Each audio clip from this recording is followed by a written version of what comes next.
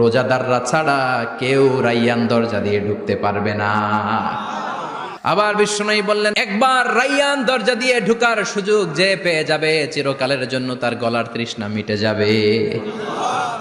রোজা রাখলে গলায় তৃষ্ণা হয় না? এই যে আল্লাহর খুশির জন্য এই তৃষ্ণাকে সহ্য করে আপনি রোজা রেখেছেন, এর ফলাফল হিসেবে রাইয়ান দরজা দিয়ে ঢুকা মাত্রই আপনার গলার তৃষ্ণা শেষ। জান্নাতের ভেতরে আমরা ঢুকতে চাই। শপিং মলে যখন আমরা ঢুকতে চাই কোন দিক দিয়ে ঢোকা লাগে? দরজা দিয়ে না, গেট দিয়ে। তো আমরাও জান্নাতের গেট দিয়েই তো ঢুকবো নাকি?